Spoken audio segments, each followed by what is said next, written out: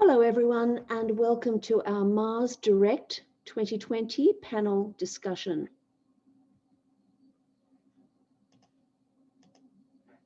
Our speakers today are Kim Marie Weimer, Steve Wolfson, Tara Ahl, Sue Hillyard and Stacie Pazura. We welcome back our volunteers Vanessa, Neville, Carol, Nicole and Robin. Having examined the Mars Retrograde archetype in the charts of the volunteers at our first Mars Retrograde panel discussion on September 10, the volunteers now return to report on their experiences, growth, and strivings for new actions and directions, and establishing them in the world in an individualized way. The volunteers also report on their experiences the moment Mars turned direct yesterday, November 13. Quick recap, Mars retrograde and direct. Mars entered its retrograde zone on July 25th at 15 Aries. Mars stationed retrograde on September 9 at 28 Aries. Mars stationed direct yesterday, November 13 at 15 Aries. And Mars leaves its retrograde zone on January 2nd, 2021 at 28 Aries, altogether about 5 months for the full cycle. Mars retrograde is a critical time that ignites core natal dynamics and creates an awareness of the soul's desire nature. Keywords and evolutionary lessons for Mars in Aries: pure instinct, conscious desire nature, instinctual drive, instinctual acting out of impulses and desires, need for freedom and independence, self-development, feeling of special destiny, drive to explore and discover more about oneself, identity crisis, confrontations, divisions, conflicts, anger, rage, becoming aware of the needs of others and balancing time for oneself with time spent with others. Okay, we now move to our first speaker, Kim Marie Weimer, and her volunteer is Neville. Welcome, Kim Marie. Please go ahead. Thank you, Linda. I just mentioned in chat that I'm getting the message my internet connection is stable. I'm listening and you all can sound very tinny, so my apologies if I get disconnected. Am I still there? Yes, you are. Okay, all right. So hold on just a second here. I did have 2 slides, but I'm thinking I'm going to let them go. All I was going to do was remind people of the fact that Mars is going to make its 3rd and final waxing square to Jupiter, Saturn, Pluto. We'll go right here. I think we'll do it. All right. So interrupt me, Linda, if you guys can't hear me or see me, okay? I just briefly wanted to show you on the screen here that we're not done with Mars retrograde. We know it's going to go out of its shadow early January, but we still have these 3rd and final waxing squares with Saturn, Jupiter, Pluto, and the Saturn, Jupiter ones will not with Uranus. So in other words, that crises in action to really move forward with whatever the leading edge of our desires are. What we've reviewed over the last few months is now ready for us to really try to implement it, put it into that action and manifestation. And so pay attention to these dates. You'll be working on it all the way through December, January with all of our new conscious wisdom. Also, for those of you who live in the United States, this Mars retrograde has been very active in the US Mercury-Pluto opposition. The United States chart for July 4th has 2 planets that are retrograde. They happen to be Mercury, which exists at about 24.5 degrees Cancer, and then the Capricorn, Pluto and Capricorn at about 27.5 degrees. You can see the dates on your screen here, that we won't have the squares of Mercury to these 2 until end of December. Mercury is also making this third and final conjunction to Chiron too. So this is going to say that, you know, that polarity that we see so much in the United States chart natally, and we see it so expanded right now in regards to our country, regardless of how our US presidential election has turned out, that those conversations and that energy is still continuing. Perhaps we'll see as Mars moves past that third Pluto opposition, maybe a calming down. I think it's going to take a little more time than that. We're really digging up deep soul stuff for our country, and the stellium is stirred it up so much that it's probably going to take us most of next decade to try and heal what has been revealed in not only the racial imbalances that exist in this country, but a history from the origins of our country about white supremacy. There is a historian, his name is John Meacham. He's written several books, but his latest book is the Soul of the Country, or the Soul of the United States. And it's a beautiful book that goes through the history of our country for those of you who are interested. That can really give you some good background if you are wanting to be part of knowing our history and a part of wanting to help it heal. That's all I wanted to say in regards to slides. So Linda, if you would like to, or move us into Neville's chart.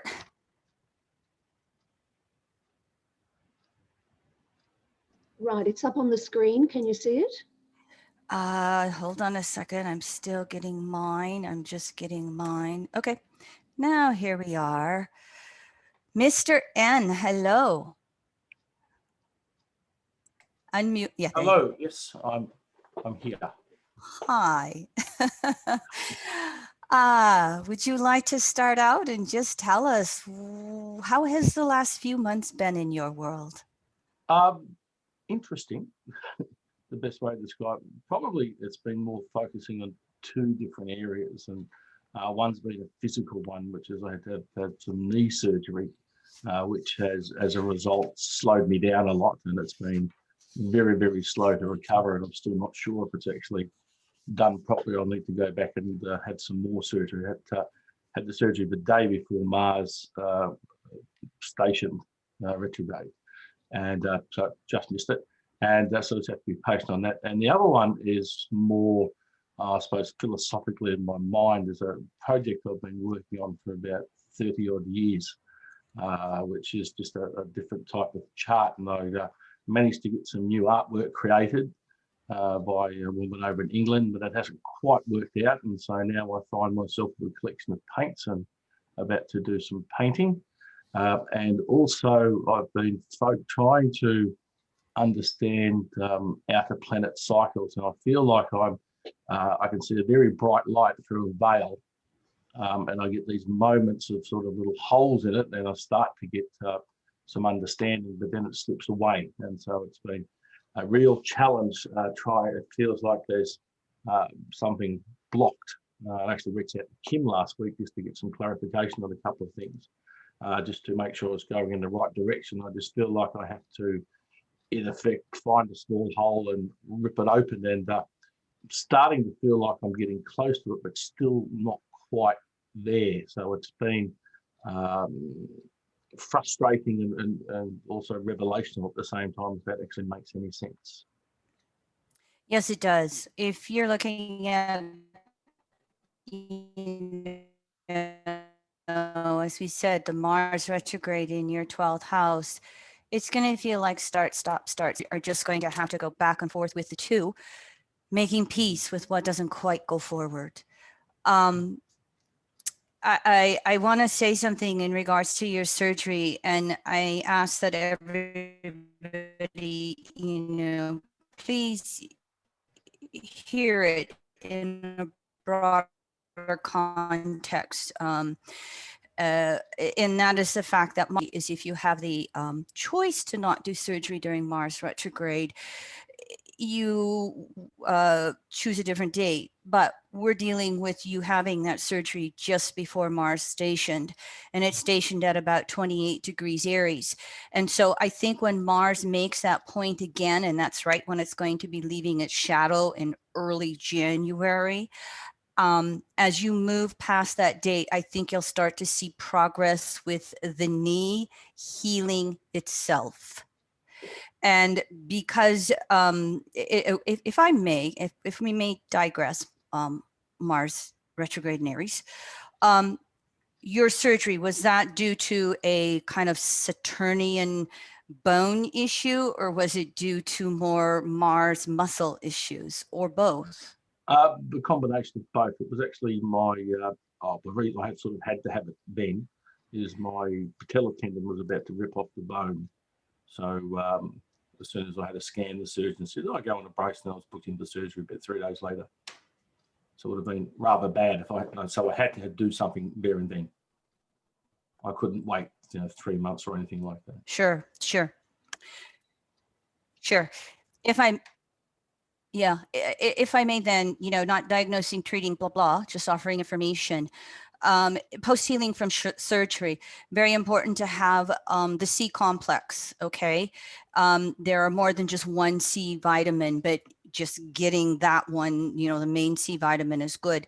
Also the B complex, especially B6, because that helps deal with the, I'm not going to remember, I'm trying to remember what acid it is that builds up in the muscles, but kind of, they're both water soluble vitamins, so you will just release in your urine what you don't need, but increasing those will help with that flexibility in the muscles and helping the muscles to heal.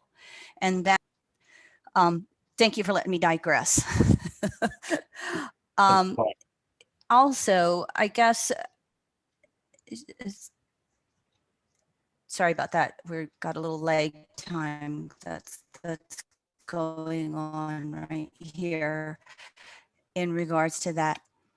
I also feel that as you move through this third passage and it makes all of these third aspects activating a grand trine in your chart, I feel that a lot of this push-pull will start to ease up for you.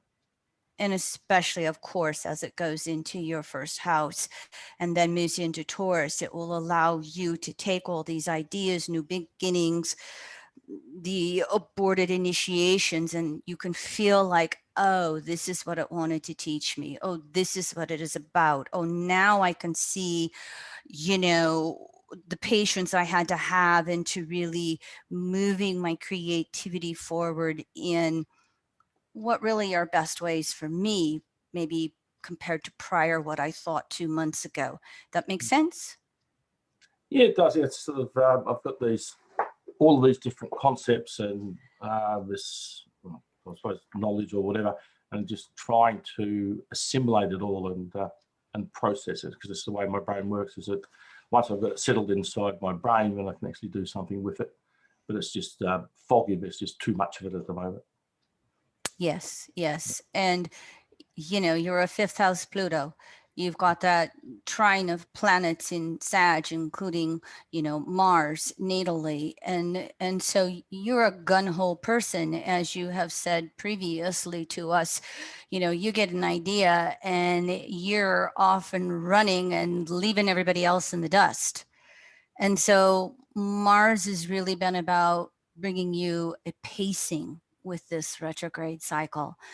And it's also been about almost slowing you down enough to say, well, it's not just what I want to do, 5th house Pluto.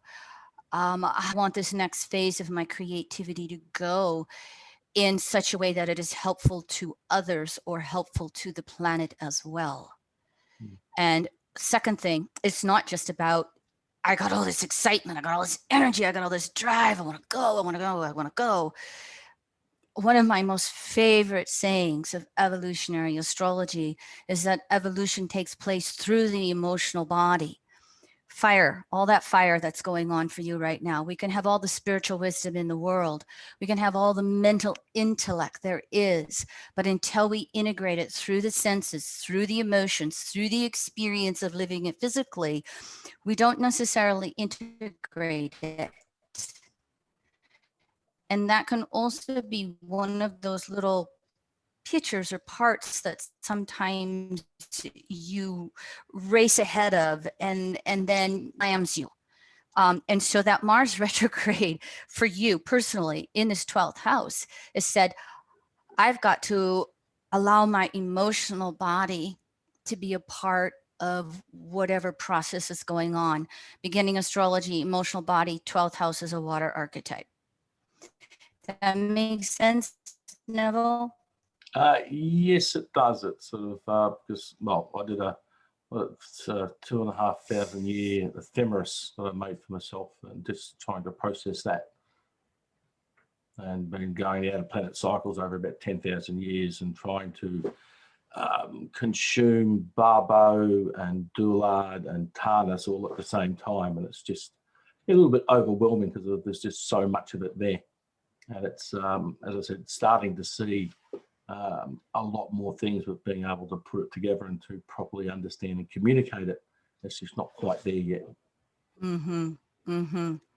Yeah.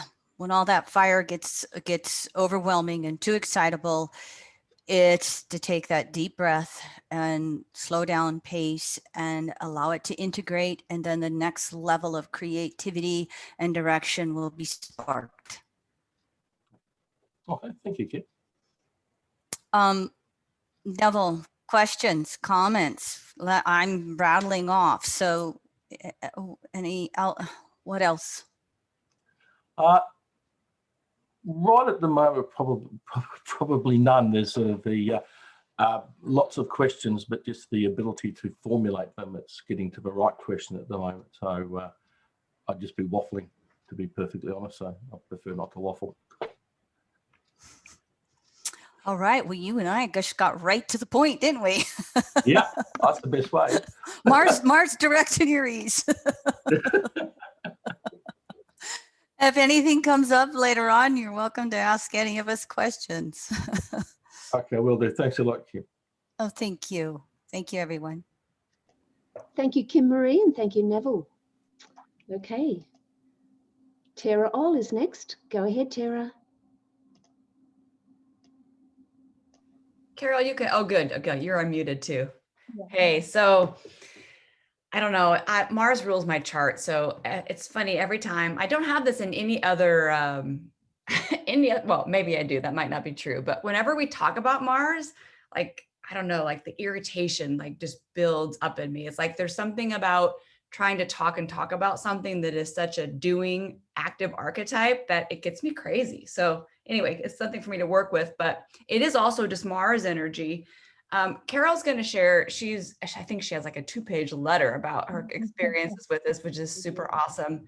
But before we launch into it, I just, I'm remembering Carol. Oh, perfect. Yes. Thank you for the chart, Linda.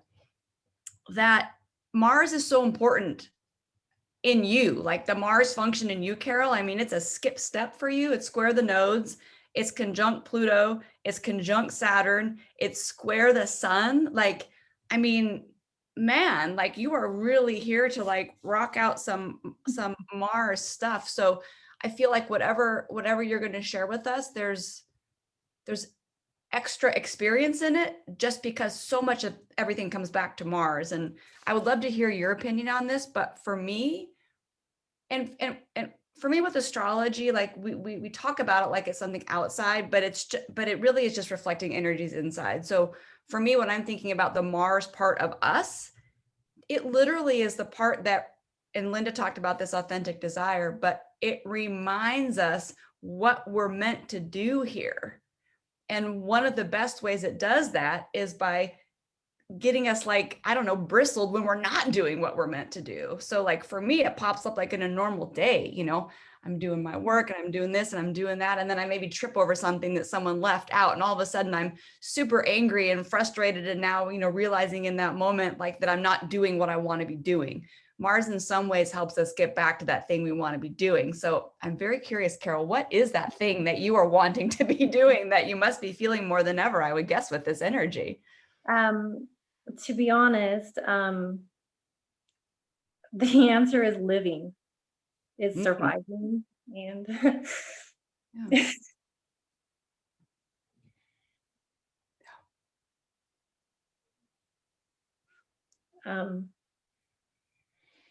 I know I'm a Cancer sun, but I'm not a big crier. You know, I have an Aquarius moon, so I'm like over here, like, get it together, Carol, get it together. This isn't like you. I'm like laughing at myself right now. But yeah, I mean, to answer your question, it really is, this has been a journey into surviving and living and thriving.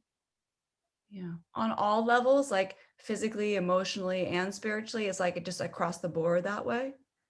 It's definitely about my physical health. And there's very much a spiritual component. I'm definitely growing a lot spiritually through the experience. And I mean, there's just no way for me to separate my emotions from any of that.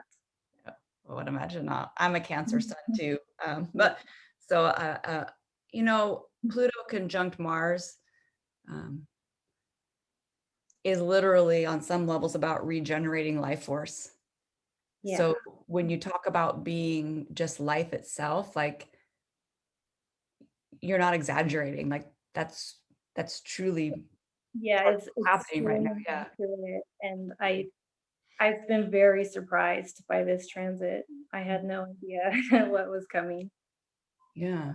Well, and it's been in your 8th house, right? So again, that's like the deepest, you know, that's like the deepest level of to me, I mean, that's going way in the deep basement of the self, you know. So it's like you take this physical energy and you put it deep in the psyche, and man, you know, you overturn that stuff and bring it up. But the 8th house, you know, we talk about that about meaning a lot of different things, but there is a huge potential for rebirth there. You know, it's not just the house of death. It's the house of death that transforms into a new beginning. It's not ultimate ending. So yeah. Do you want? I'm being reborn for sure. I mean, that's the big message that I'm taking away from this. Yeah, and so everybody knows as well, you've got Saturn is just transiting Saturn just a few degrees away from conjuncting your natal moon.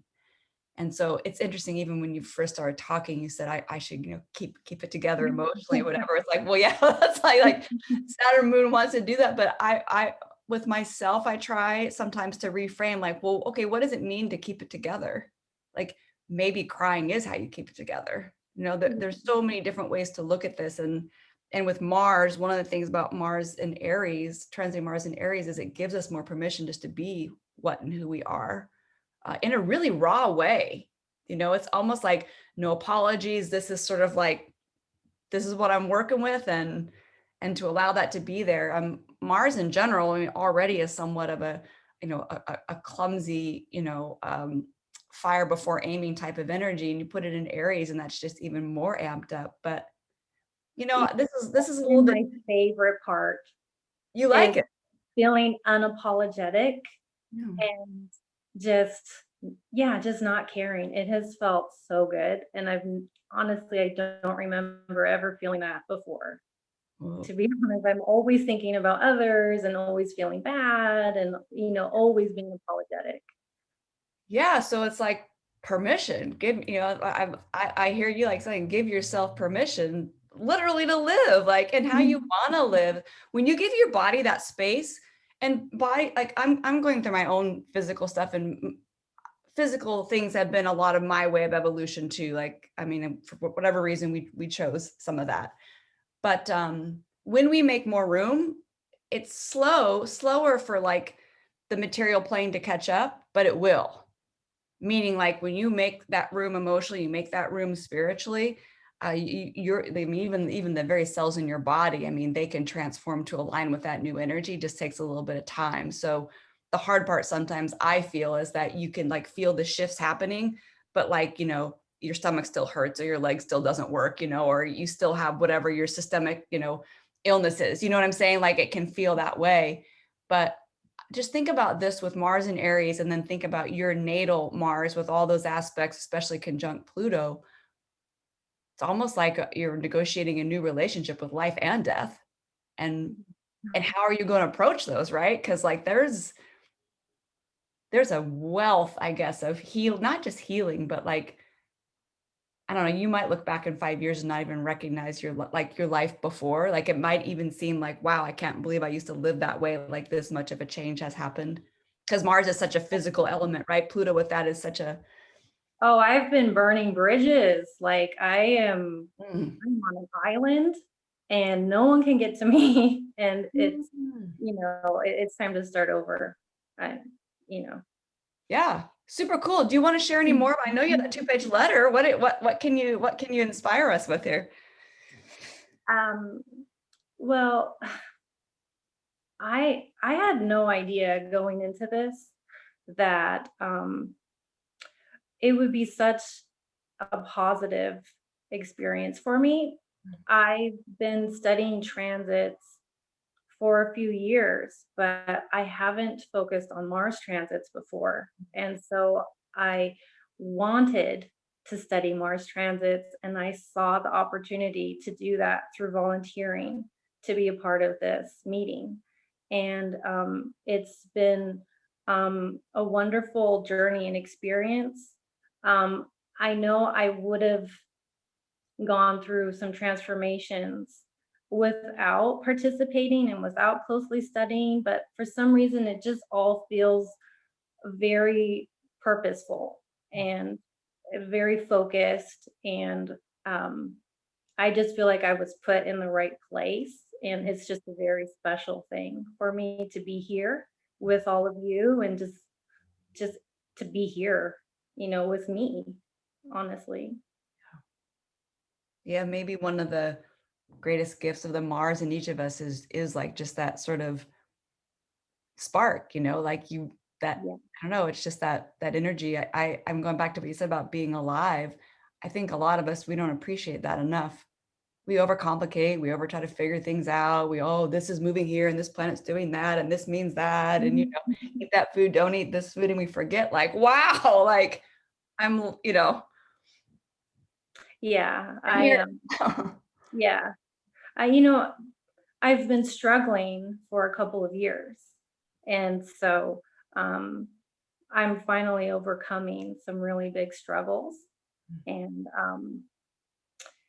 it's just such a mixed bag of like, why did I go through that? And why was there all of that suffering? And then, you know, just realizing what it took to get through it, and knowing I'm still not through it, but I know for the first time that I can get through it. Just having that opportunity, it sort of made me just very grateful and appreciative for an archetype that I honestly took for granted. I didn't really find anything to appreciate about Aries, to be honest, or Mars. I just didn't really see it as this positive thing in my life, and now I do. Oh, that will change. That will literally change everything. You know, nothing would start without Aries or Mars. Nothing would ever get started, right? I mean, it's the initiation of everything. Yeah. It literally is the spark of life. I think sometimes with people, those of us who struggle with that energy, especially with physical stuff, sometimes there is a lack of appreciation for life. And I don't know if it's because we had past lives where we didn't have to worry about it, you know, or we were in some other realm where like you don't have to really think about those things. But when you get your switch turned back on, I've talked a lot about how Chiron's in Aries right now, and during that time, it's like CPR, like literally like to like revive us, like to rebring us back to life again. And I feel that way about Aries in general and Mars in general. When you see it touch something, wherever it is in your chart, there's always an element of like, you need to get turned back on, like literally turn back on. Yeah. So, and And it helps you also figure out what does turn you on, so you can pick and do things that, you know, keep you alive. In more traditional astrology, they talk about Mars being henchman to the sun. Henchman's like an old word, but I always think of it this way, like the sun does represent our sense of purpose. You know, it is like the center of our spirit, if you will, or the main energy we run off of. But it's Mars that helps us go after and do that. You know, it's literally Mars that helps us go after everything. So to not appreciate Mars in some ways to me is giving up, like it's giving up on living. So when someone says, like you just said, I'm re-excited about Aries and Mars, that's like, you know, your chips are back in. So Yeah, that's absolutely. super cool. Yeah, it is super cool. Yeah. And I mean, I never thought of a warrior or a henchman or an advocate as like for me. Oh, You know, yeah. I never appreciated or experienced someone having my back. And it's you. Yeah. Yeah. Yeah. Yeah. And that Saturn conjunct Mars in your chart and Pluto conjunct Mars, all of that's trying to empower and strengthen it. Like on some levels, like the separate sense of you just needed a whole lot of extra, I don't know, like everything you could give it kind of in this life. Yeah. Yeah. Yeah, I really did. Mm. I was waiting, I was praying, you know, I was fighting, you know, I was doing so much just waiting and you know, my prayers were finally answered. And I had no idea. I thought that Aries was such a pest. Like, you know, I had no idea. Yeah. Aries has honor, man. Yeah. Aries has honor and has strength and has courage. Aries will serve it up as it is, but sometimes that's really the medicine that you need. Yeah. You know what I think is one of the things I really appreciate about Mars in Libra, which is the sign yours, you know, natally is in, for anybody listening that's not seeing this, Yeah. is that, you know, Mars is a champion, right? And with Mars in Libra, it's like a champion that partners with life, because that's what Libra does.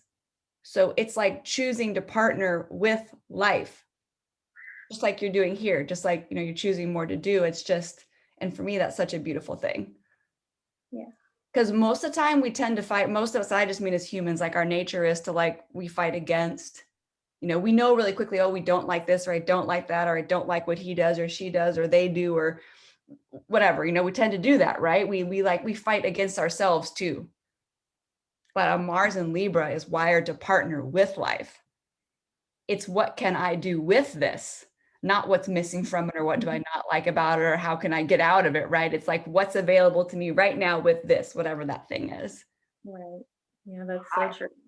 I hope that at some point we'll be able to, I mean, or maybe you can just personally let me know, like, where you run with this, because my guess is like it's gonna be good for a lot of people. Like your personal, I like your feel personal, that. Yeah, I'm so like I'm so excited and charged and just reinvigorated to help myself and to help others. And, you know, like you really gave me some very encouraging and inspiring words going into this. And I feel like, in a way, you passed a torch to me. And I want to pass that torch to others. I mean, I already have people coming to me, you know, my health problems were thyroid related. And so I have people who remember my sad story, and they come to me and they're like, you mean you healed yourself without surgery? And you know, how did you do it? And I can share that, and hopefully I can save people from having body parts removed. Yeah. You know, necessary organs that, you know, it takes away their quality of life, you know, and ends their lives early. And I mean, I see so much good that this can do for other people, not just thyroid related too. Yeah. So, Yes, because hormones regulate everything. So yeah. yeah. Thank you for sharing so much of your personal story. It's been very moving to me, and I'm sure for other people too. I've just really appreciated you through this whole process. Yeah. Well, thank you. Yeah, I do want to say too, I believe, I know that my thyroid issues were caused by a virus, and that's not common knowledge. And so for me, going around for 2 years without knowing that who the enemy was, knowing who the enemy was and fighting the enemy was exactly what I needed. And Carol, it still is, right? you realize this, right? You have Pluto conjunct Mars. Mars is what like the body's fighting against, and Pluto rules viruses. Like you literally are like, I mean, we're all embodying our charts, but I always get an extra smile when there's something is so straightforward that we can say like, there's the energy right there. But once you're actually working with it, you have the agency to do something with it. That's what's different here. Like you're in it, you're not at it. Do you know what I mean? Like you're literally in it. So yeah. And hopefully this is leading me to my Jupiter square, like you mentioned before. And hopefully I can use my Scorpio Jupiter to help others, and to, my Pluto is right there, and maybe I can uncover some hiding viruses in other people's lives. And, whether it's fibromyalgia or thyroid problems, or, whatever it is that people just think their bodies have betrayed them, and they don't know who the enemy is, and they're listening to doctors telling them to, have surgery and take medications and just suffer, and hopefully I can help others too. So Yes, and then I mean, we could just go on for a long time because I feel like it's also like whether or not it even is a real virus, the idea that even that you might, because sometimes what can happen with like Mars that is difficultly placed or whatever, is we don't stand up and fight for ourselves. Like it's like we just do the Pisces thing and we just let the viruses and bacteria just take us over. Right? We don't stand up and say, wait, this actually, I have space in here too. right. And there's so much that I have now. Yeah. Yeah. I'm keeping this. Thank you very much.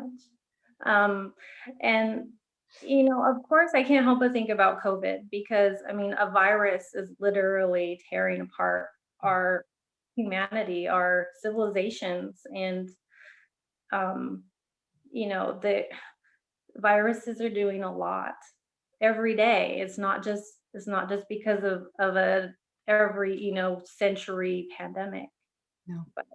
No, and it's tearing us apart, but there's other ways to look at that too. It's also bringing us to different places of awareness. So the whole idea of working with viruses is a big, rich, I mean. Yeah, it's pretty deep. That's awesome. Anything else, Carol? No, thank you. Thank you very much, Sarah. I really appreciate it. You're welcome. Thank you. Okay, thank you very much, Tara All and Carol. And thank you for sharing your story, Carol.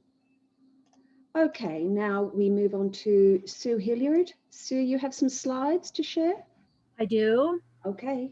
And I also want to really acknowledge what you guys were just talking about. Carol, I interestingly got a virus right after you were born, I believe, because it was on the day of right after the last Saturn-Pluto conjunction. And it changed my life.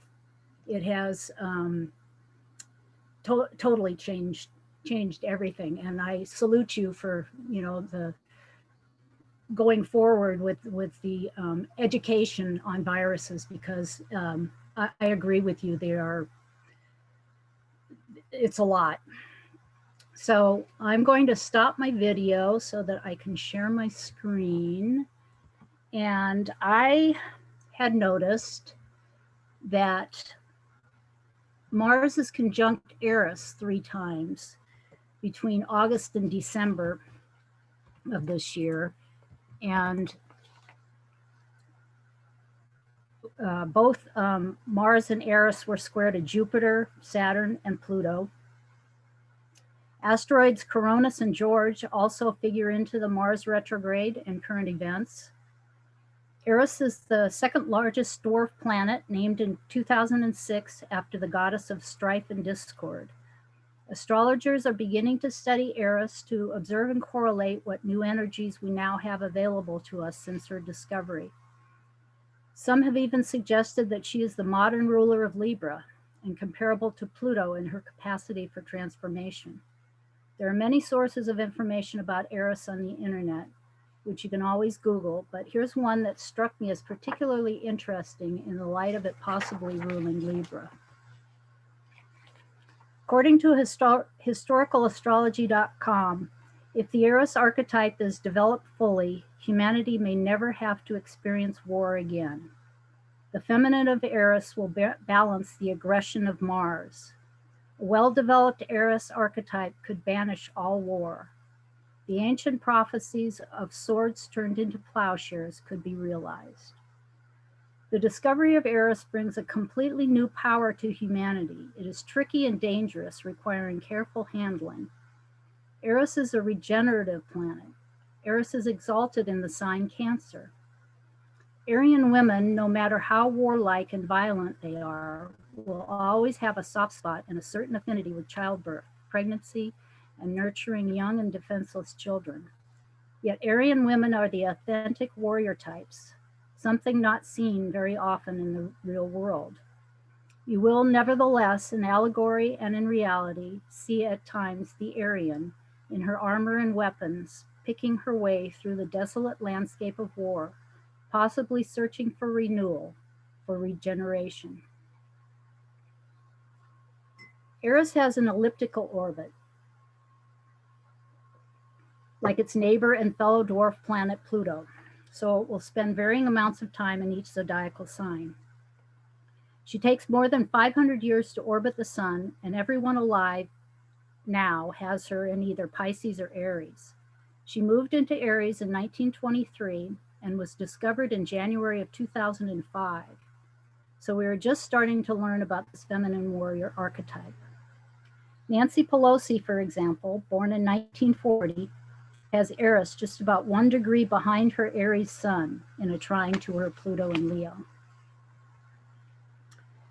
The first 2 squares between Pluto and Eris occurred in January and June of this year, leading up to Mars entering Aries in June. Here's the time frame for the interaction between these 3 bodies, including the squares between Mars and Pluto and the conjunctions of Mars and Eris, as Mars catalyzed the square between Pluto and Eris. You can see that I had to get creative with the numbering to distinguish the many aspects occurring multiple times. This particular Mars retrograde occurs totally in Aries, which has not been the case for a long time. The last time it was partially in Aries was in 1988, when it dipped back into Pisces before turning direct. In 1973, it started its retrograde cycle in early Taurus and ended it in late Aries. Going back to 1941, however, the Mars retrograde that time was completely in Aries. In September of that year, Bernie Sanders was born with Mars at 23 degrees Aries, 42 minutes retrograde. So he has been experiencing a return of his Mars retrograde for the first time in his life, with it additionally being activated by the square of Pluto and Eris. Also being set off by the Mars retrograde is his Venus in Libra. He's certainly been on fire campaigning this recently for Biden after dropping out of the race. Others born during this previous 1941 Mars retrograde include both Paul Simon and Art Garfunkel, as well as the Reverend Jesse Jackson. So now, adding in eclipses and a few asteroids, here's a timeline of just some of the combined astrology and current events of 2020 that have surrounded the lead up to the Aries Mars retrograde, itself a rare happening and a very unprecedented year. I'm actually including the solar eclipse of December of 2019, as eclipses are sometimes triggers for upcoming events. We started the year off with the Saturn-Pluto conjunction, ending and beginning a new cycle of these slow-moving planets, following their previous late Libra conjunction in November of 1982. We've had the coronavirus pandemic that is purported to have begun at the end of 2019, and the racial unrest as a result of several killings of Black people at the hands of police, including George Floyd. Of note is that the asteroid George was conjunct the South Node in Capricorn within a degree of the solar eclipse at 4 degrees Capricorn, a couple of months before Floyd was killed, days before the first Jupiter-Pluto conjunction, when we were halfway between solar eclipses. George was also within 13 minutes of an opposition to the powerful solar eclipse on the solstice a month after his death. Asteroid George conjoined the South Node for a second time 2 days later as both approached the galactic center, pointing to the widespread effect of his murder. Days later, Mars entered Aries. We had the second of 3 Jupiter-Pluto conjunctions, a lunar eclipse, an asteroid Coronis in Aries squared Pluto retrograde and conjoined Eris. A couple of weeks after that, Mars entered the shadow of its upcoming retrograde path and squared both Jupiter and Pluto. In mid-August, asteroid Chaos, which moves very slowly, met up with the transiting North Node, and we had the first of 3 conjunctions between Mars and Eris. A week later was the first of 3 squares between Mars and Saturn. Then, just before Mars turned retrograde, asteroid George caught up to the South Node again on the other side of the galactic center. After Mars stationed and turned retrograde, he retraced his steps back through the squares with Saturn, Pluto, and Jupiter, as well as his conjunction with Eris. Mercury also briefly entered the mix as it moved through the latter degrees of Libra toward the end of September, squaring the Capricorn trio and opposing Eris, before it started slowing for its own retrograde cycle and headed back into the cardinal soup. Asteroid Coronis had moved into the first degree of Taurus and then turned retrograde the end of August, so it began retracing its steps in Aries, getting back to 17 degrees 42 minutes before it will turn direct on December 3rd and move again through its own aspects with all of them as well. Coronis is one asteroid that has been associated with the coronavirus pandemic and has also been traveling through Aries.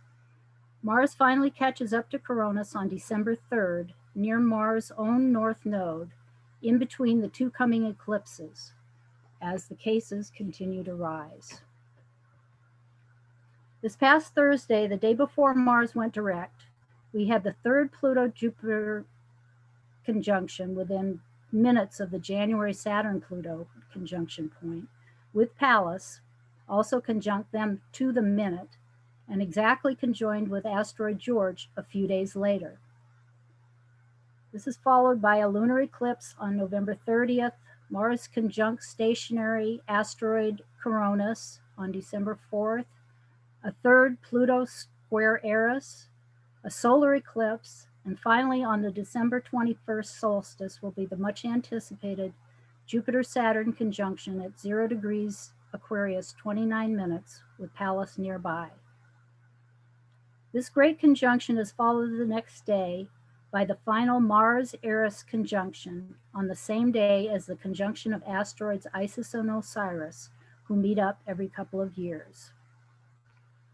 After Mars squares Pluto for the 3rd time and exits the retrograde shadow, he will enter Taurus, where he'll square Saturn and Aquarius for the final time this go round at 3 degrees, followed by a conjunction with Uranus on Inauguration Day.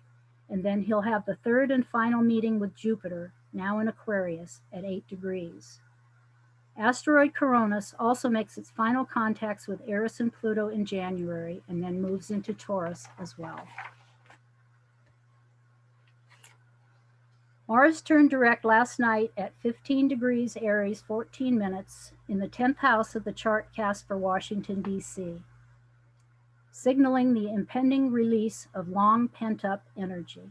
Neptune is also in the 10th, conjunct the midheaven, however, applying to a square to the lunar nodes, suggesting that there may be some overarching confusion, deception, or disillusionment infusing current events here in the U.S. The coronavirus pandemic is now raging out of control with no plan in place to rein it in, as Mars speeds up and prepares to meet up with asteroid Coronis on December 4th. This chart from worldometers.info with current COVID statistics shows a record 176,000 new cases and 1,361 new deaths for Friday, the day after the third Jupiter-Pluto conjunction, as Mars stationed. This is the backdrop of the recent election, as a record number of people voted, many of whom braved the pandemic to do so. And as Mars slowed leading up to the station, new cases have been increasing by the thousands every day. Here are the Jupiter-Pluto conjunctions and the Mars retrograde superimposed on the graph of the cumulative total of all cases in the US, which is just over 11 million now. It was about 10 million a week ago when I took the same screenshot. Just to show how many Mars activations have occurred in a short time span, the arrows underneath indicate the Mars squares to Jupiter, Pluto, Saturn, and his conjunctions with Eris. And now that Mars has turned direct, the activations will all occur one more time. This graphic illustrates a few of the many planetary configurations that have been occurring this year. This rare Mars in Aries retrograde has repeatedly catalyzed the perfect storm of aspects involving the cardinal placements we've been experiencing in this very unprecedented year. Here's the Jupiter and Saturn Great Conjunction, which is also within an orb of a conjunction with Pallas and asteroids Isis and Osiris, all in early Aquarius. Asteroids Phaeton and Lilith are also within a degree of a conjunction to Pluto. The following day, on the 22nd of December, Mars is conjunct Eris retrograde at 23 degrees Aries for the third time, and asteroid Isis will be conjunct asteroid Osiris at about 5 degrees Aquarius. Jupiter and Saturn meet up every 20 years, and for the last 200 years, the meetings have been in Earth signs. For the next 200 years, they will be in the air element. On December 21st, 2020, this great conjunction hails the move to the new air meetups, with numerous cycles completing within 2 days and beginning anew, accompanied by asteroid Angel conjunct the South Node. After an extended period of time in Aries due to a retrograde, Coronis will still have one more meeting each with Pluto, Saturn, and Jupiter, and will catch up with Eris as Mars meets Uranus in Taurus, all on Inauguration Day. Asteroid Asclepia is conjunct the vertex here, so could this be signaling that the healing can finally begin? Here's a reminder of the recent Cancer Capricorn eclipses. You can see that the two in July of 2018 and 2019 were a look forward, as they were both within a couple of degrees either side of Saturn's conjunction to Pluto, signaling the systemic breakdown and transformation happening in the world right now, and suggesting an underlying theme that seems to be playing out. That is the corruption of the patriarchal structure. Much evidence of this is being brought to light for us to heal. The lunar eclipse on 24 degrees Capricorn was also a callback to August 23rd, 1939, when Mars stationed direct conjunct the South Node of Saturn. And I've noted here that just over a week later, World War II started. This particular astrological area seems to be quite a sensitive one. It was activated multiple times this year, including 3 times by the Mars-Eris conjunctions.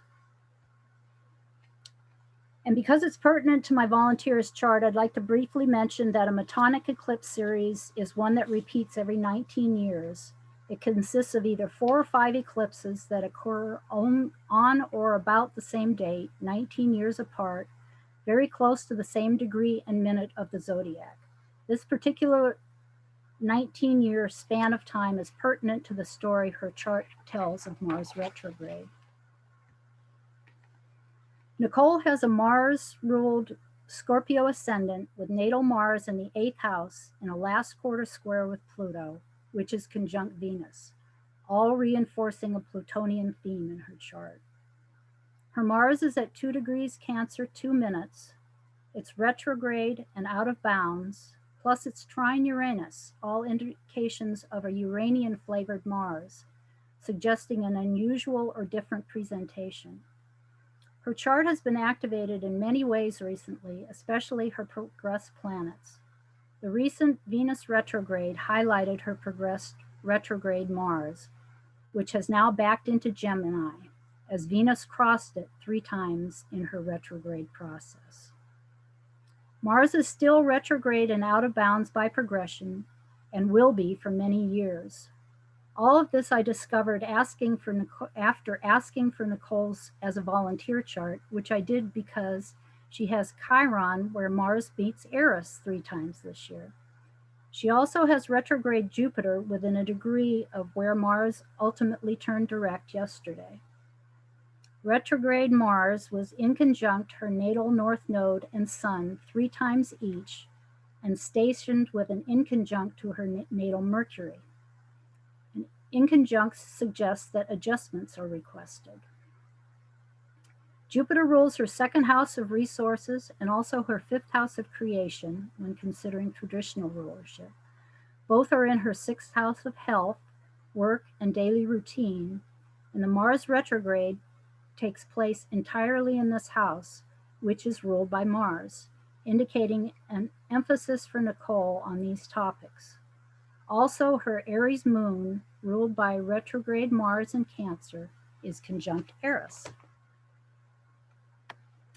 Here are Nicole's transits leading up to the Mars retrograde. When I gave her this list, my question to her was, is anything remarkable about any of the above dates? And her response was that many of them did correlate with events occurring in her life. And here are the transits she experienced during the Mars retrograde. Nicole wasn't able to join us today to share how the Mars retrograde impacted her, but I can tell you that she has been dealing with health issues for much of her life, as she had shared with us the last time. The Mars retrograde has intensified these issues recently. And this graphic shows the Botanic series of eclipses occurring within 3 degrees of Nicole's natal Mars. In 1982, with the eclipse conjunct her Mars, transiting nodes were square her moon, transiting Eris was conjunct Jupiter. For the 2001 eclipse, the transiting nodes were square Venus, around when she met her child's father and became pregnant. This past June, the transiting North Node was also conjunct her natal Mars, as it was a very powerful eclipse close to the North Node. Transiting Eris was conjunct Chiron, natal Chiron. In 2039, the transiting North Node will be conjunct her part of fortune, transiting Chiron will be conjunct natal Mars, and transiting Mercury will be square Chiron. And then during the last eclipse of the series, the North Node, which about as far away from the sun as it can get and still be an eclipse, will be conjunct her then direct Mars at 16 degrees Gemini, 16 minutes. With Nicole's Chiron having been involved during this Mars retrograde, activating health and healing, it has helped prepare her as she approaches her Chiron return in the next few years and moves beyond it to the next eclipse on her Mars with transiting Chiron in conjunction to it.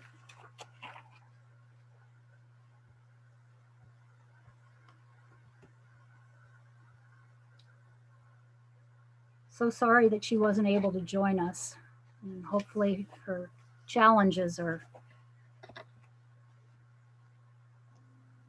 being overcome, shall we say. Sue, thank you so much.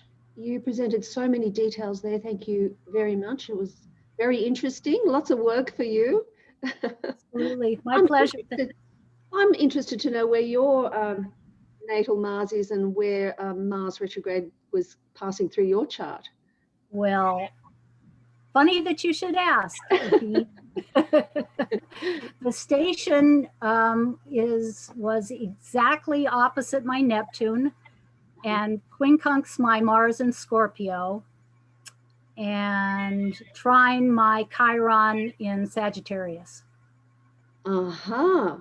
And what house was the retrograde passing through?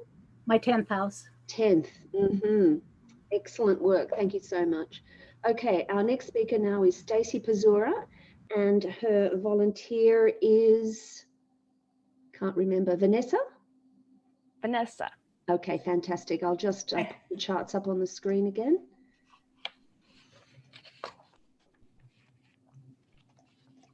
Okay, Stacie, please go ahead. Okay, hello everyone. I'm going to manage my time a lot better this time.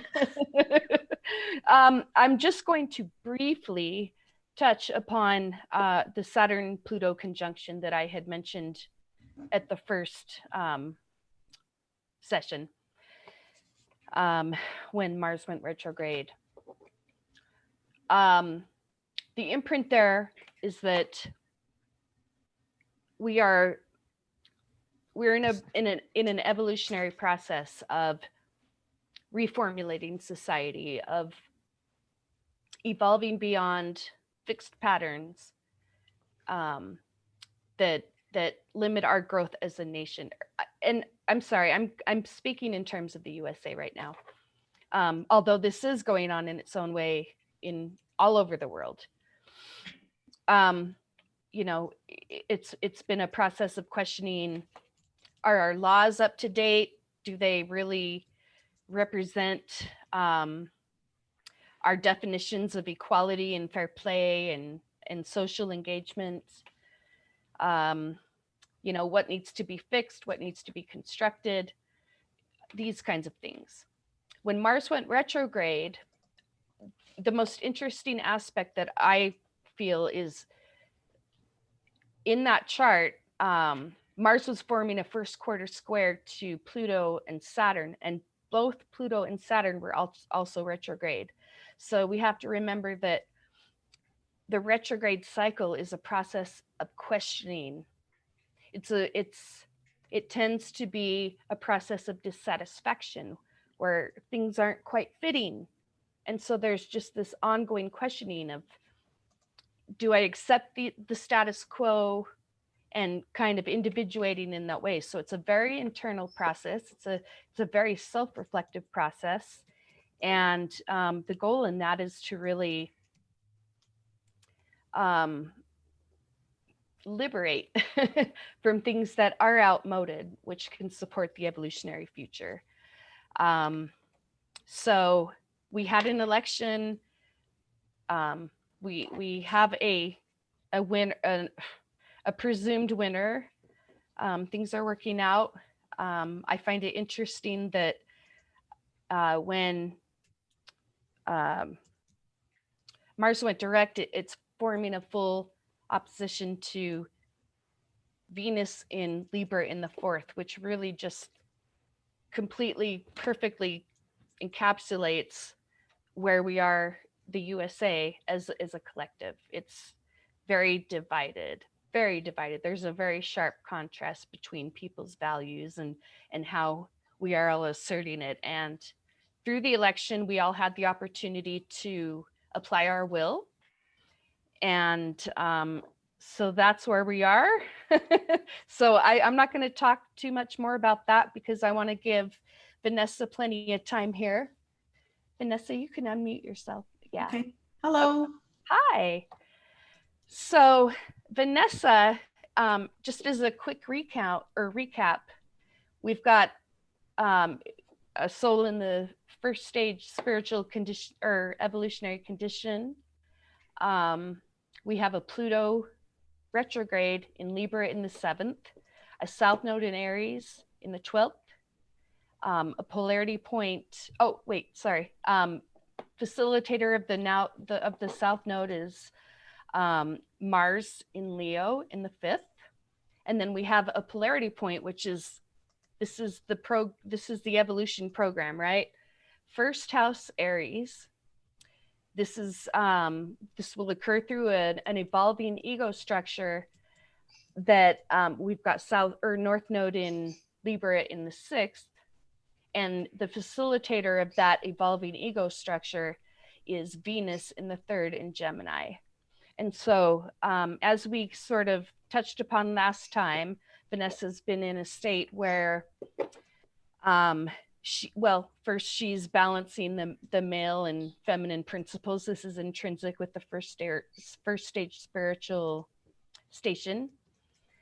And we have some skip steps with Jupiter in Cancer in the 4th house, which kind of reflects how she has interpreted messages coming through relationships, and whether, how to assert her power, finding the balance in asserting her own freedom versus listening to others' expectations and not acting on those things.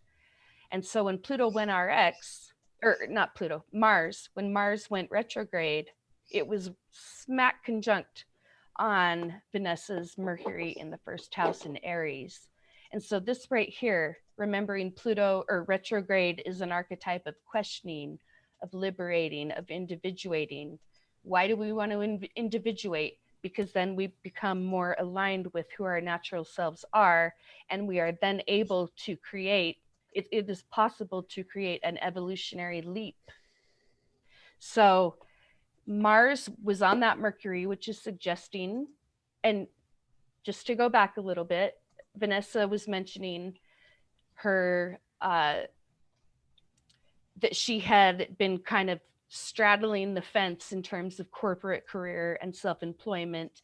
She was self-employed for a few years, and then felt that it was necessary to re-enter the kind of 9-to-5 type situation. And now she's back at, as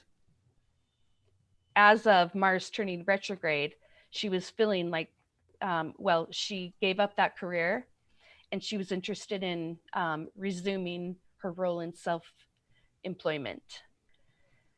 And so, Vanessa. Hi. Yeah, so I've taken some notes here. And so if you don't mind, I just want to go back in time a little bit just to kind of give some context, because Sure. There's one theme throughout this entire cycle, this entire 5-month, and that's about me learning evolutionary astrology. And it was something that actually started when Mars was forming a conjunction on my Neptune in Sagittarius, is when I came across Jeffrey Wolfgreen's work, which is actually forming an opposition to my natal Venus, which rules my North Node. And so at the time I was in a corporate career, which I did not enjoy, and I wanted to leave every single day, but I forced myself to stay there because I thought that's, for some reason, I had to keep going. And I ended up getting laid off end of May. And so I just kind of was wondering why I didn't know what to do. I didn't want to force anything because I kept applying to the corporate career path, kept doing that. And then once, it was interesting coming into Mars, when it formed an opposition with my natal Pluto, that's when I applied to be a volunteer for this. And so in doing that, I was really curious and interested to see how I'm going to experience this energy because it's moving through my 1st house. And so I wasn't quite sure, because the last time it happened was back in 1988. And so I was just really curious and kind of felt maybe I should share some information. So in any case, as it moved towards the shadow of Mars retrograde, when Mars was direct, that's when I purchased the first course, the first section of the DVD course. And then as it moved towards the conjunction towards my natal Mercury, that's when the DVDs arrived. And so I started watching all 10 of them within a week because I was really excited. And then, Mars was stationing to go retrograde. And at that point it was, forming a conjunction. It's interesting to say that it was forming a conjunction with my natal Mercury, but also squaring Saturn in my 10th house at the same time. And so what this happened was it came across to really unlearn, decondition, really separate myself from what Jeffrey Wolf Green would call the cookbook astrology, like the basic traditional sun sign, moon sign, because I was really I have a lot of those types of books. And so for me, watching the videos, it didn't make sense to even keep those anymore. So as Mars started to square Pluto, that's when I really began to really try to sit down and analyze these charts, the homework that we have to go through, all 10 of them. And so I was just starting looking at one, and I was trying to really get this deeper understanding after watching the videos, and there was the information, I just still couldn't grasp it. And so I kind of walked away from it. And then as Mars was squaring my Jupiter, I had remembered, because I was watching the EA Zoom meetings of the natural archetypes for astrology. And I had already watched them all up to Scorpio at that time. So I had realized that this information would actually really help me learn. So I started with the first video on Aries, and I would spend about 5 or 6 hours with each of these videos, learning, listening, taking in-depth notes for each archetype, like literally writing everything down verbatim, pause it, rewind it, writing everything down. And that had really helped me learn. And so as Mars started to station direct, opposing my natal Pluto, that's when I really, I was really working on this first chart. I submitted it, got some feedback, and then I resubmitted it again. And as Mars is moving direct now, on Monday, I'm going to start working on chart 2. So that's kind of where I'm at. And to move forward, I guess it kind of all started back when Mars was conjunct my Neptune. And it was just kind of the seed in the back of my mind that it was like, I was really drawn to the work, really drawn and really interested into what the work is about, really the Pluto paradigm and all of that. So yeah, that's my experience so far. Yeah, it's amazing, that conjunction to your Neptune in Sag. They say that when the student is ready, the teacher will appear. Yeah. So, and as when Mars turned retrograde, being on that Mercury, remembering that retrograde is the function in consciousness where we're initiating our desires. This is on your Mercury, which is the types of information that you are naturally drawn to. You have a gut instinct to investigate. Yeah. And,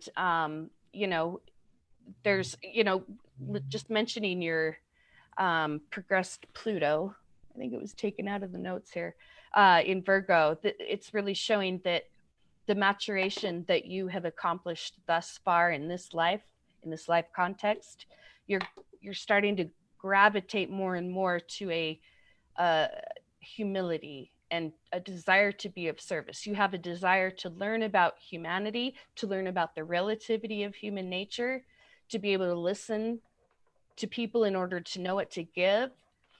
And one thing that I'll point out is that Venus is the ruler of your, what is that, North Node? Yeah.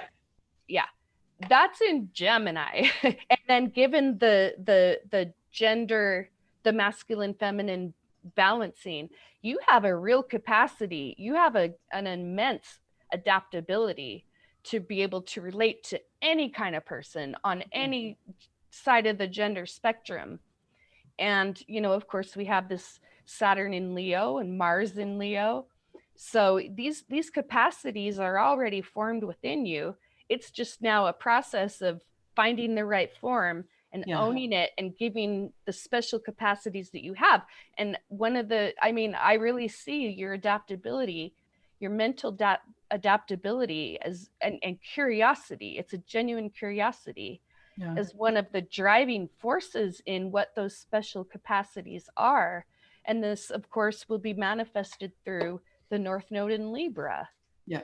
Listening and giving. And since we're talking about astrology, since you felt a gravitation towards evolutionary astrology regarding your mutual desire to be self-employed, it's perfect. I mean, you couldn't get a more perfect symbol of Uranus in Scorpio in the 8th house retrograde.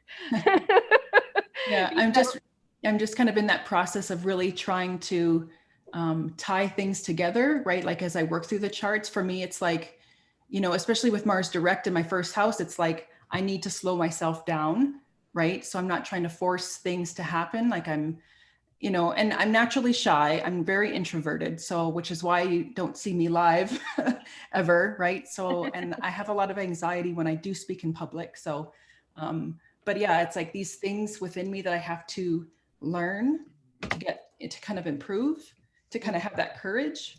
Mm-hmm.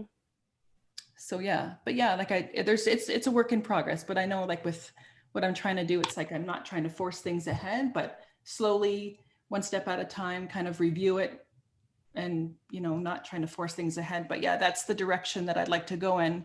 And when it happens, right? So Yes, and you should never force anything when you're dealing with the first house. yeah. You let your instinct tell you. Yeah. Don't force it. It'll be inauthentic. It won't lead in good directions. So you want to listen to your instinct.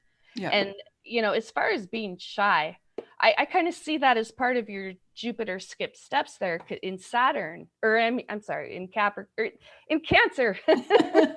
Yeah.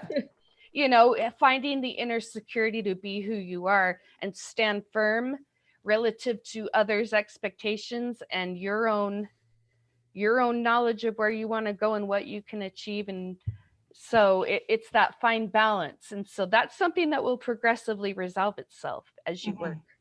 Yeah. And I really want to congratulate you. I mean, I feel like you've manifested you've worked on these symbols so perfectly, these dynamics through the retrograde period. You know, it's as you say, you found evolutionary astrology as taught by Jeffrey Wolf Green, and you really felt a calling to it, you know, because your soul really does have a desire to serve with that North Node in Libra in the 6th house. You want to help, but at the same time, you also want to objectify your own patterns. Yeah. So you're gaining self-knowledge. So it's a win-win. Yeah. Well, because I'm going through these charts, and I'm also reflecting back on my own chart, and I'm learning so much about myself, which is what I've been doing for years anyways. Like I like to learn about myself. Yeah. So in that kind of self-discovery. And so in doing these people's charts, it's like, wow, I kind of have that energy happening in my chart in some way. And so I find it very interesting. It's like, wow, like kind of like a wake up moments and like epiphanies and these realizations. And so it's really helping me as well. So I feel like I'm, you know, healing myself and helping myself in some way as I kind of continue through this course, as I move forward. So, yeah. Absolutely. And that is exactly what's intended. So good for you. Yeah. Thank you, Stacie. Yeah. Thank you. You're so welcome. Well, in that, you know, and I have to just point back again to that Venus in Gemini. You have a capacity to really understand a diversity of circumstances, to hear a diversity of circumstances. So when you practice your evolutionary astrology, you're going to be able to adapt to that individual person's circumstance, and you'll have the message that's needed in the moment. So I see so much promise. I'm so proud of you. Thank you. Yeah. And I don't know, do you have any other comments or questions? No, actually, I don't. It was just kind of really, I'm just kind of really surprised at how everything has turned out. I mean, of course, Mars isn't finished. It still has to, you know, move through my first house until, you know, beginning of January. So I'm just kind of curious as to what this Mars conjunct, my Mercury is going to happen, you know, what's going to happen there. Right. And so, and as it continues to move forward, but yeah, I'm just kind of, again, not forcing things to happen, but yeah, I just find it, I was very curious, and I thought, well, maybe I'll just sign up as a volunteer, not really knowing, right? I couldn't have possibly known. It was just kind of like a seed that I had planted way back when, and that's now it's kind of come forward. And so I'm no longer applying to these corporate careers. I'm really moving forward. It says it was self-employment, and eventually, you know, to do evolutionary astrology when the time is meant to happen, right? So yeah, for sure. And you know, as far as the difference between the retrograde conjunction to that Mercury and the direct conjunction, in the retrograde part of it, this was about questioning, about going within, about throwing off what didn't seem right, what didn't make sense. And you've done all of this introspection because, as you've been saying, as you have been studying evolutionary astrology, you're coming aware of your own dynamics. And so that's doing the work of a Mars retrograde, basically, right? Yes. And so as the direct conjunction occurs, you will be in a position to implement everything that you've gained through that effort. So that's what you can look forward to. And it will take effort, and it will take, give yourself the freedom to do that. Make sure that you take necessary time to isolate if you're feeling ungrounded. But it's all looking good. Yeah. And one thing, isolated. Yeah. Well, and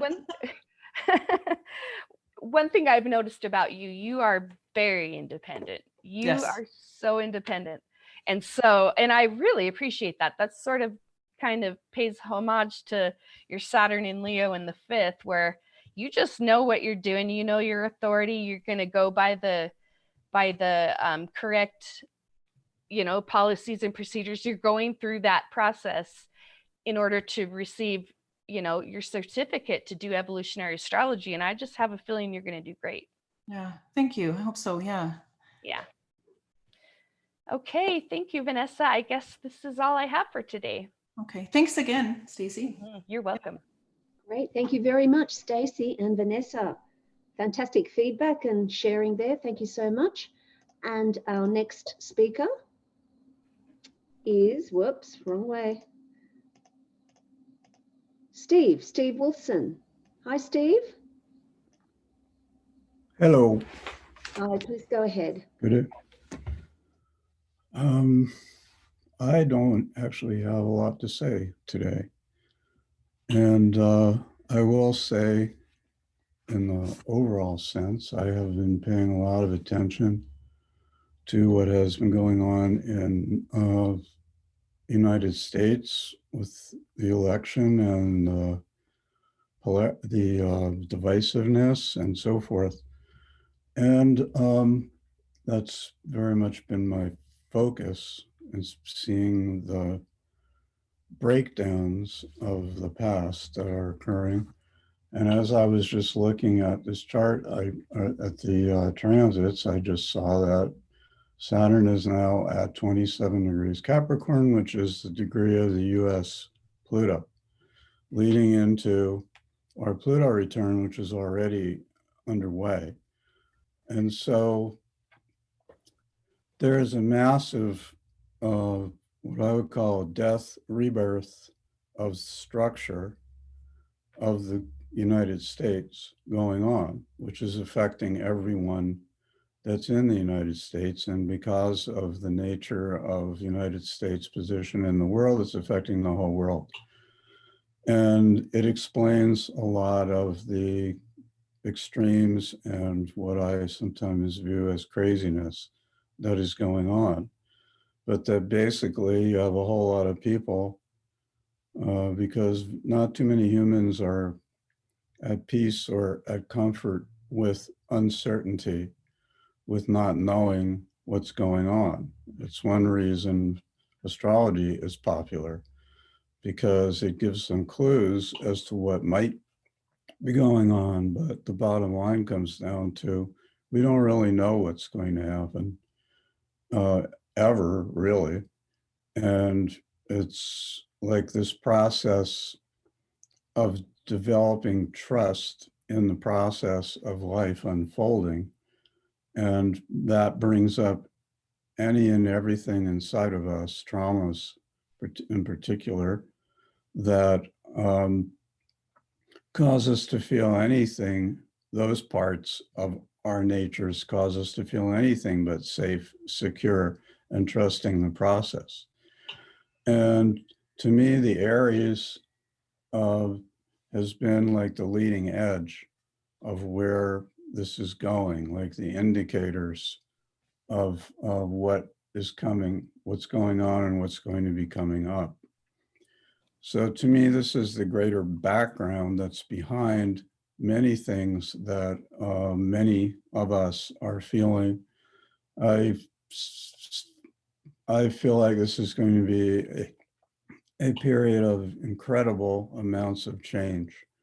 And some of that change is going to look wonderful, and some of that change is going to freak a lot of people out or scare the hell out of us at times. And that's part of what's going on, because we're moving forward. Life is moving forward, and we are being carried with it. And sometimes that may be exciting, and other times that may be, where does this, how do I get off this wheel for a while?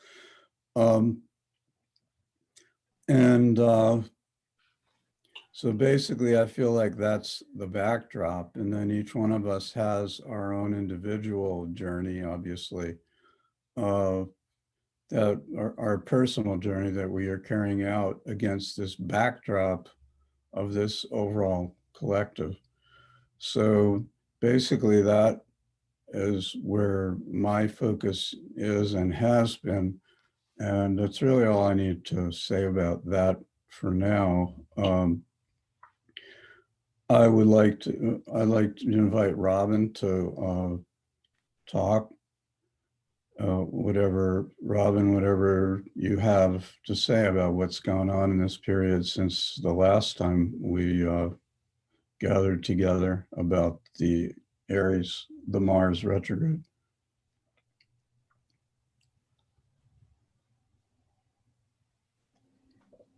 Robin, please unmute.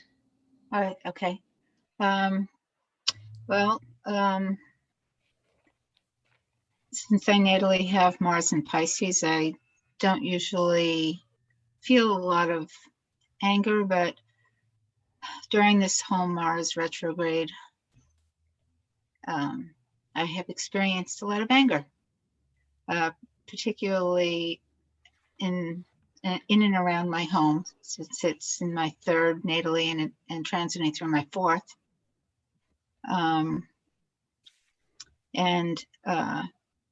I guess that did lead me to have an accident that manifested in a literal sense with Mars, with me hitting my head on a car door and getting a scar on my head. And also it's in my fourth house, transiting my fourth house, and I refinanced my house during this time. But I guess the biggest lesson is in managing, learning, to keep my mouth shut when it's not going to do any good, not to. A lot of it is obviously motivated or triggered by current affairs in the world with the election and politics, and having a hard time accepting other people close to me feeling differently and having different views politically. And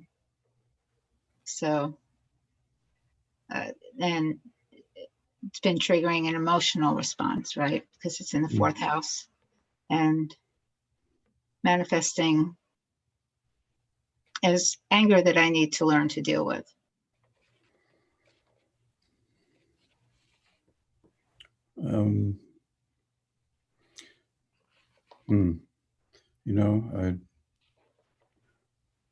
I guess I'd like to offer from the last thing you just said that it's, try this on, see if it fits. It's anger that you're given the privilege to learn how to change your relationship with. Mm-hmm. There's so much, this is not directed just at you, I mean, this is my own process, but there is so much demonizing of so-called negative emotions.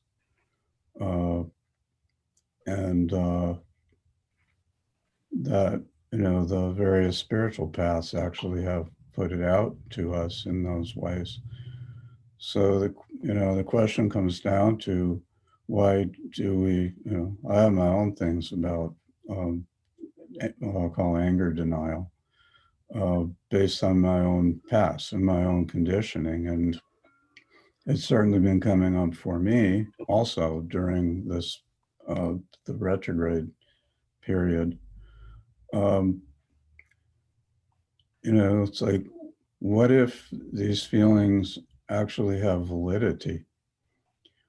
I think a lot of them are what we would call trauma responses. And they're, in other words, they're relating to past difficult experiences or traumas that we've had.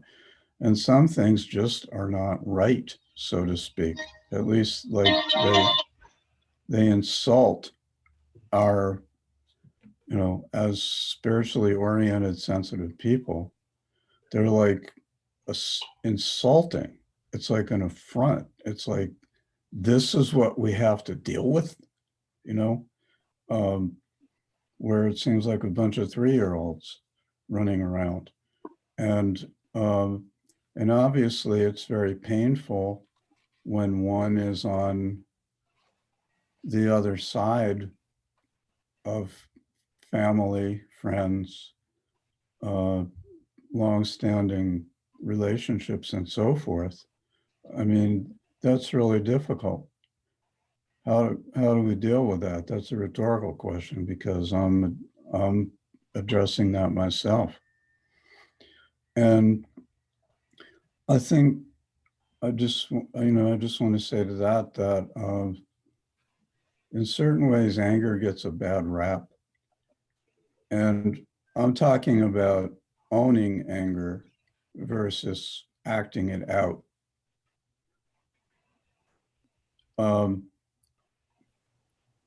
Because I think sometimes I think we may, or I may, act it out because I don't feel it's valid or justified or right. And so then I get to a certain point and the pot boils over, so to speak. But I'm learning or realizing it's because I haven't really been straightforward with it all along. I've stuffed it and allowed it to build up, and then it explodes. And it's because people don't like being around people who are angry. So we don't show our feelings because we like people to like us. We want people, and so forth and so forth. And so, yet I'm finding a strong connection between anger and what I would call repressed passion, because there's a dynamic or vitality associated with it. And when that is not being actualized or activated, it builds up. And anger can actually be a motivator. I mean, clearly you have no desire at all, like to blow up on people. That's just, you just don't. You're not wired that way. Right. But so we're kind of learning what are healthy outlets or expressions for anger, because that's not really been part of our culture, particularly if you're female. Yes. And, it's why I like what's going on with the younger generation, particularly the young women that are finding their voice at an early age. And I feel like this is part of these world changes that are going on. This is going to change the world, because things that have been okay for a really long time are not going to be okay anymore. And Right. there's a lot of people that, how do I want to phrase it? People that have held the power, and I'm not just talking about, politicians and rich people, but they're, well, let's just call it women, or let's call it people of color, of all genders, for example, or immigrants, or all these other things, which have received the short end of the stick. And this, because the structure has been geared predominantly towards white males, Well, the white males are not running around feeling like they have everything together and that their life is a piece of cake. They're having as difficult a time as anybody else is. And so when they're being asked to give up the smallest iota of power or authority because of the really unjust conditions that are around, you know, some of them are freaking out and angry. This really relates to all of our relationships with ourself, I feel. You know, we don't have emotionally healthy and emotionally honest relationships with ourselves because of all the emotional dysfunction and trauma. So I feel like that's being worked out.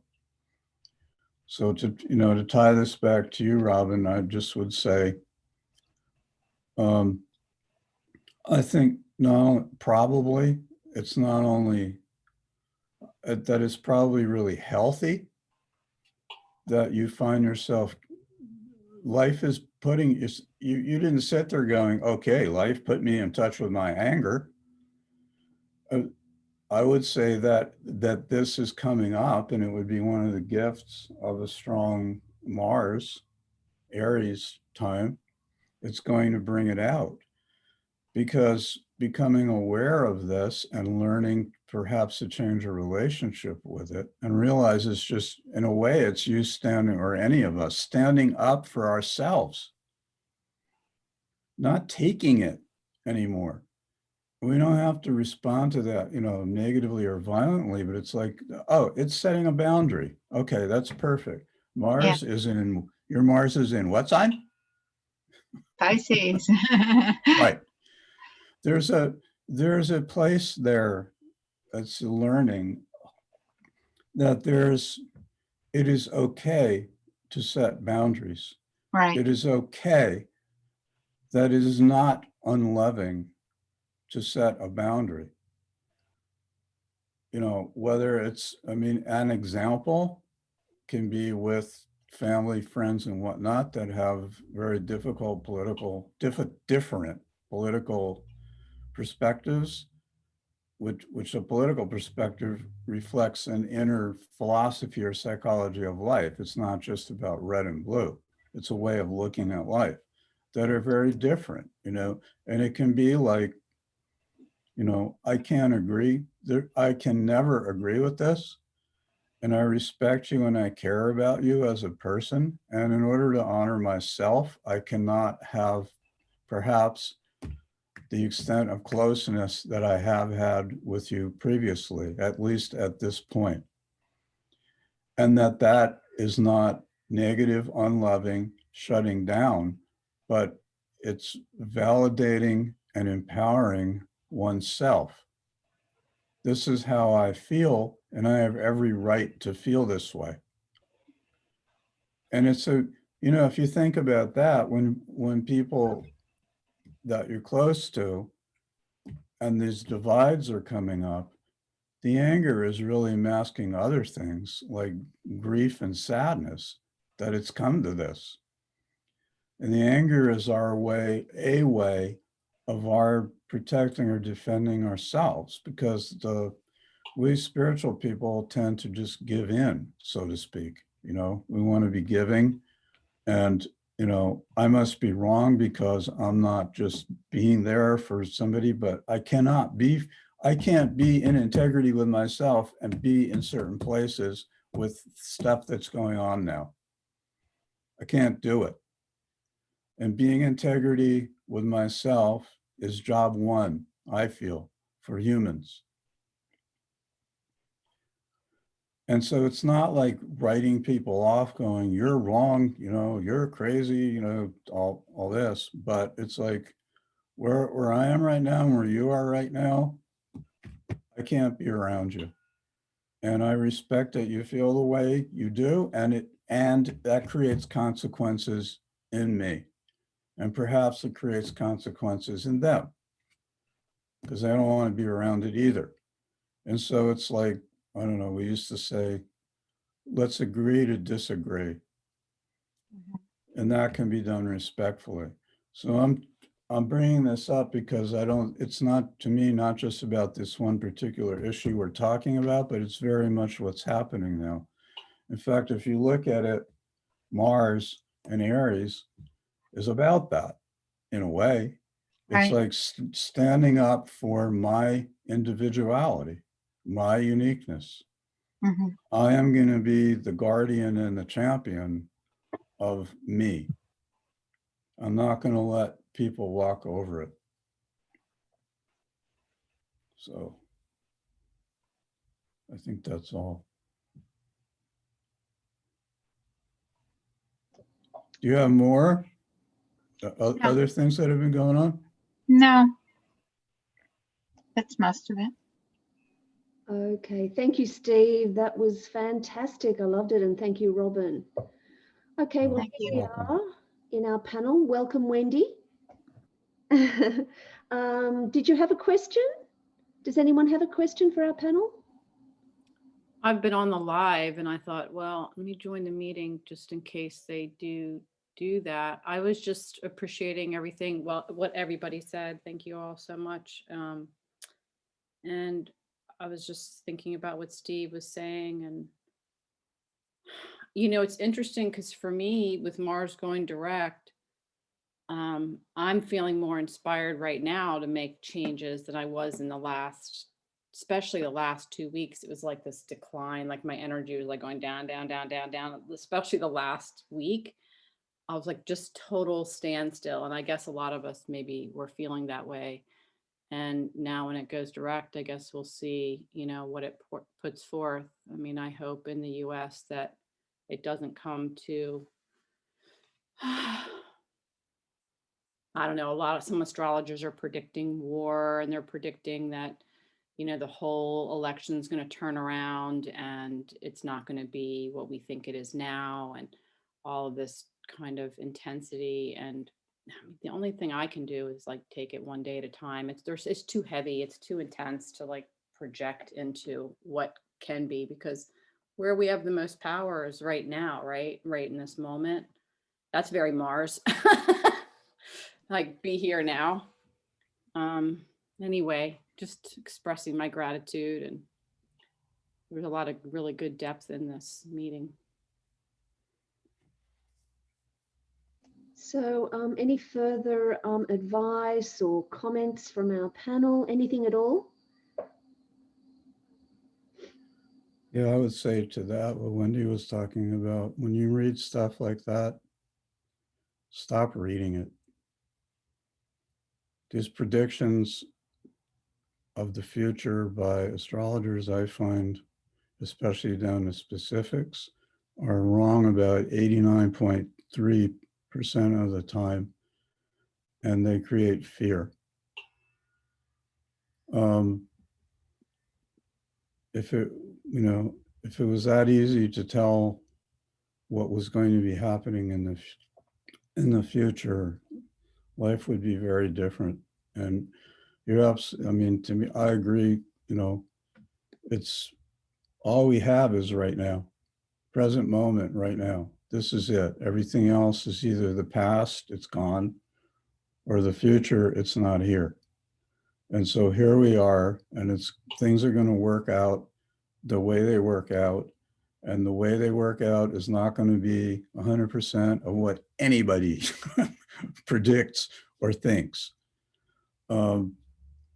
You know, we don't know. The piece that's been added to me in the last number of years is just the realization that whatever occurs, however it affects me, whatever I think about it, whatever it feels like, however much I love it or detest it, it's an inherent part of our ongoing evolution, and it's helping us to evolve. Even include, you know, I feel that way about COVID. It's life knows what it's doing, and it's operating. This is my perspective. It's operating from a level of awareness that we can't possibly understand or grasp, because it's looking at the big picture of everything, and that's where it's coming from. And sometimes it seems like we're going backwards, but that's an illusion. Sometimes we're just catching up. Sometimes we need to stop and take a breath. I think Stacie said just to Vanessa before, just take a rest when you need to. Exactly. There's more coming in than anybody can handle. And the more sensitive you are, the truer that is. But that is the pace of the change, I feel. That's the pace of the change that is occurring. Life is changing itself at a speed that it's going to take a long time to integrate. If you go back to the 60s, I do, or you've heard of it, a whole lot occurred in a very short period of time. And it's literally has taken 30, 40, 50 years after that to integrate that, including the people that wanted to annihilate it and pretend it didn't happen. But this is the change that's going on. And we're at a time where it is really, to me, it's really stepping up and ramping up. We have no idea what's going to happen. And this learning, I'll say it this way, I had Pluto over my ascendant in the 90s, and I didn't know anything about any of this stuff at the time. And one of the things that I taught myself to do, because I had no idea what the hell was going on, was because my life unraveled. And I taught myself to bring myself back to the present moment, because I lived in the future and the past. What present moment?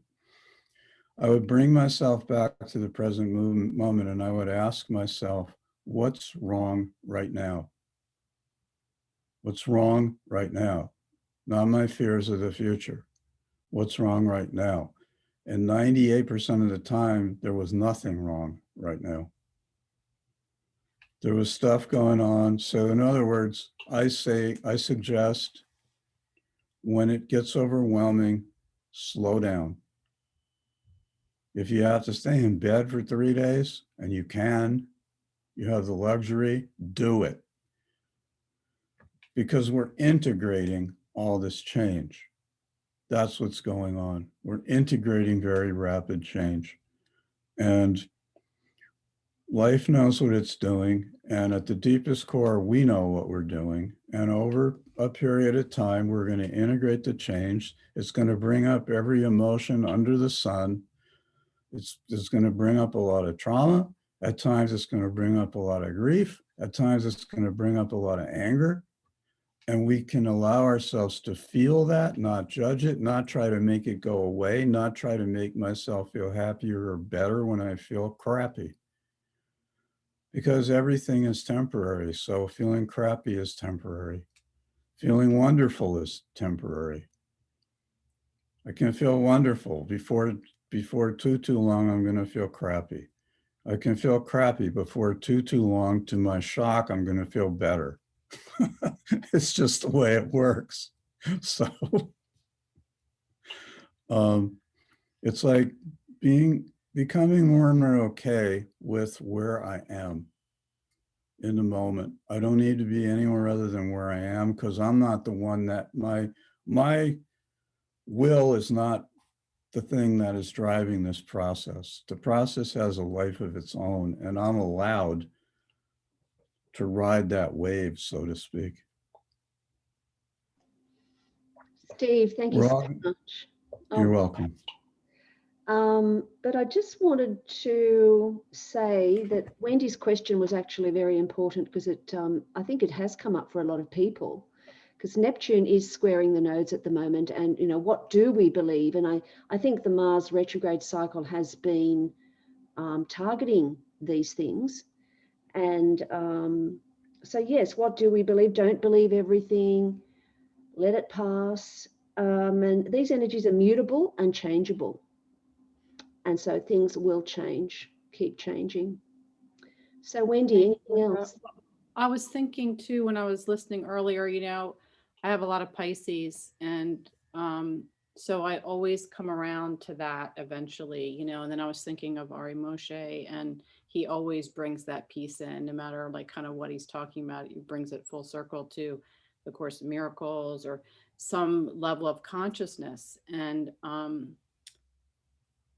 not talking about being disembodied or being ascended and being out of, you know, processing what's important, but I do feel that there's enough people on the planet that are in a level of consciousness that we can hold a space to help reduce the reactionary energy. Hopefully that, you know, it might not be, because there, of course, there are studies about that, right? Meditation can affect populations and different issues that are happening in the world. So, you know, and I was thinking about what you said, Steve, about COVID, and if it weren't for COVID, we wouldn't have had all of those people voting. I don't think. I mean, that and Black Lives Matter and all of those pieces were influencing that. But we've, you know, we've had more people vote now than almost 100 years and, you know, 120 years ago. That's phenomenal. Yeah. I mean, that's real change, right? I mean, so that seems very Capricornian, Aries kind of thing, changing the structure, or, you know, people's kind of a laziness or not being involved in it. It's not really laziness, but not trusting, not caring that it would matter. And it obviously does matter. So anyway, that's all I have to share. Thanks, Linda. Thanks, everybody. Thank you, Wendy. Okay, I think this could be the end. Any final comments or questions? Well, since Wendy brought up A Course in Miracles, I happened to this week write down a quote from it, which seems to be fitting with the Neptune squaring the nodes. In your natural state, there is no difficulty because it is a state of grace. And I think coming back to the present moment brings us back to that state. And I think in some ways we're undoing so we can get back to what is actually there. Super uncomfortable, but not as hard as we make it. Yeah. Yeah, I will say one more thing then. You know, I've been a student of the course for close to 30 years. And when I first had the book, I was like, what is this? I couldn't even read it. And I was in some group, and then they would just talk to me about, you're not a body. I'd be like, you know, screw you, basically. You have not lived my life. You would not be saying that if you lived my life, and blah, blah. You know, I was like, don't try to tell me not to feel my feelings. You know, and just like go off in the meeting. And it's not about that. It's not about, I know people that do that, but they're pretty evolved and can hold the space, and maybe they're bypassing stuff, whatever. I can only focus on me.